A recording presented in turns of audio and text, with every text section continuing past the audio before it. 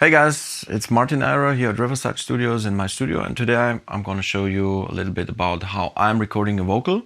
I have a track going on and I decided I want to have an extra vocal on it. Not necessarily a full song, it was meant to be a overlayer of a vocalist text line. If all the world could learn to love and kick a greedy needs away. And I want to show you the setup I'm using for that. That's a microphone I chose. It is a Rode NTV, which is a valve microphone. Why did I choose this one? Because the singer we're gonna have later on has a voice that is a little bit, has some nice highs, and you can use a tube microphone because it adds also some more richness and warmth to his voice.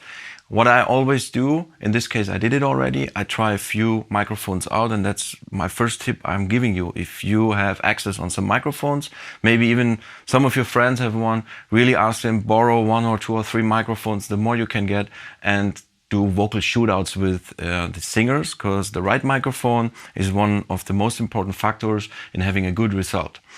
The preamp I'm using for it is a fat preamp in this case, another tube preamp, because I don't want to have twice the tube on. That could be a little bit too much.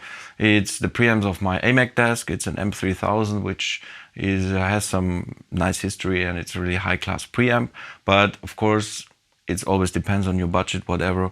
You can use any preamp for that. And of course, we have this protection here for the spitting or too many highs. Important as well is from the creative side, how do you prepare a singer?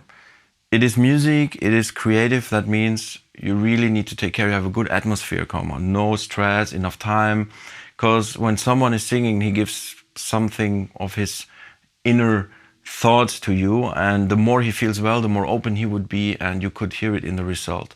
So you would make the atmosphere really nice. Same as for the whole monitoring. I have here my Akg headphones. It's a K240, which is pretty affordable, and it's kind of a studio standard in a way. It's a closed one, that's important. Otherwise you would of course hear some noise coming out, or you got feedbacks.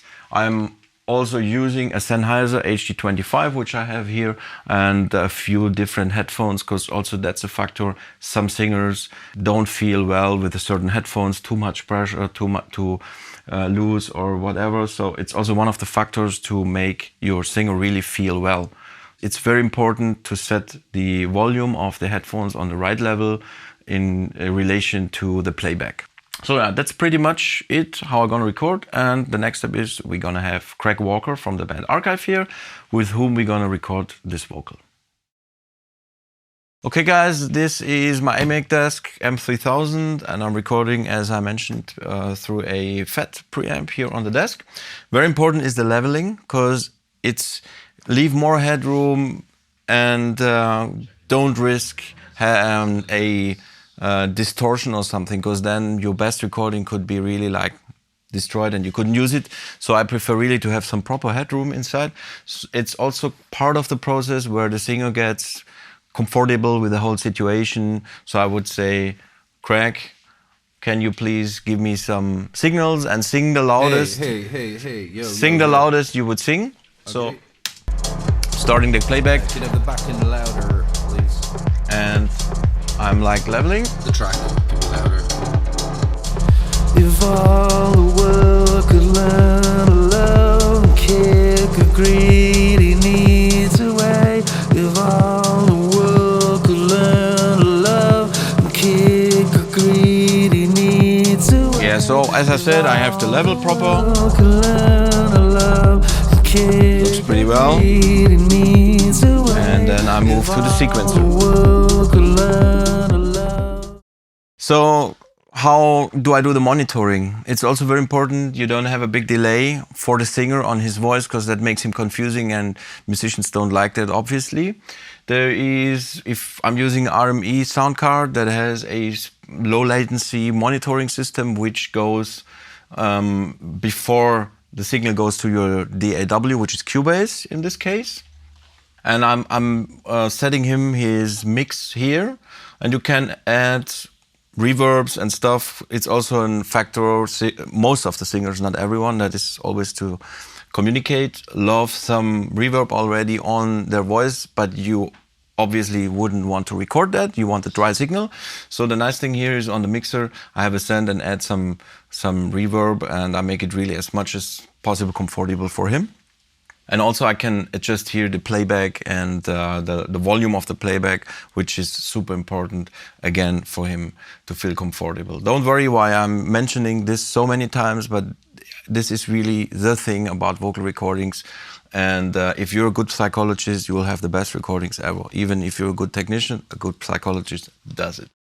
Okay, so I would start the recording now, and always the trick is you always tell the singer, yeah, we're not recording yet, but obviously you are recording, because some of the best takes are the first ones, and I had it so many times.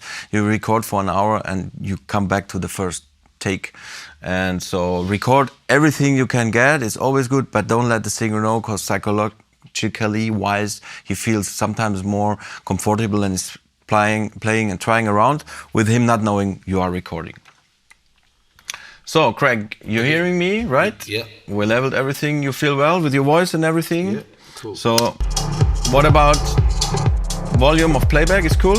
Yeah, perfect. Okay, cool. So, yeah, just start with the singing, and I'm not recording yet. If all the world could learn to love and kick a greedy needs away, if all the world could learn to love and kick a greedy needs away, if all the world could learn to love and kick a greedy needs away, if all the world could learn to love and live and laugh and lighten the load.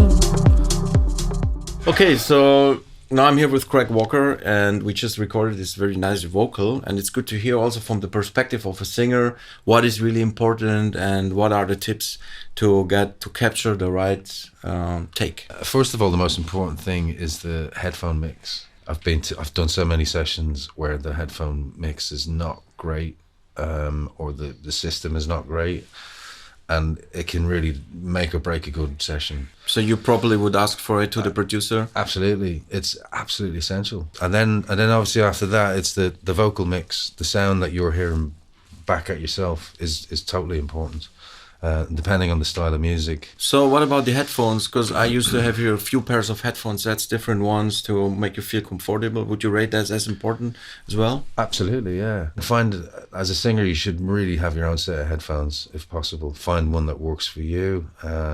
Don't rely on studios to have headphones, because everybody's got a personal taste in that. Absolutely. And it's so essential for a vocalist to be inspired by what you're hearing, you know. So what about the distance for singing into a mic and the pop filter?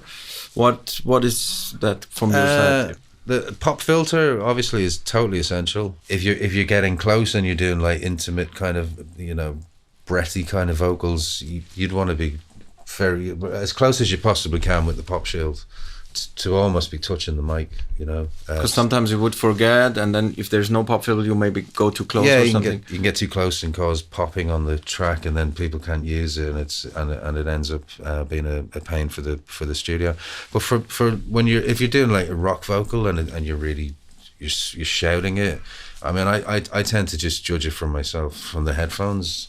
And almost like live, where you wouldn't scream when you're singing at your loudest right into the mic, because it's going to cause feedback. Some microphones, as you know, are great for female voices at a certain level, but they won't necessarily be great for a guy. That's what I said also before. If you have a selection of microphones, it's always a good idea to do some shootouts, and in the same moment you're getting familiar with the producer, and the atmosphere gets a bit better, because sometimes you don't know each other, and it's always, I guess, not so easy to come to someone and sing for him. No, it's a scary thing if you haven't been doing it for long, and you know, you're going and you're having to open your soul up to some stranger. A lot of the time the lyrics will be written by the singer, and there's that side of things as well, where it can be you've got to become thick-skinned I like to sit with the singer maybe half an hour before, have a cool coffee together and relax and chill so the atmosphere gets good. Yeah, make a singer relaxed as possible and make them feel comfortable in the studio, and you'll get better performance for sure. Okay, cool. And be positive with them, you know. They're not mistakes, they're just, you know, like singers tend to be quite sensitive about stuff like that. So always, that's what you said, try to have a positive picture of yourself, so he's really like confident and feels okay, it's great what he's doing. Okay, that's so great. Thanks a lot for having you and for your tips. Thanks. Cheers. Okay, so that's basically it. You know, all my basic tips you got, and take care. You record as much as you want, as the singer goes for. I also like a lot at the end of the recording to give him completely free space. And sometimes I'm, hey, if you're creative on something, just flow over it, because your hard drive is big. You can record anything, and sometimes the best results come out of this kind of things. So hopefully you enjoyed it, and see you next time.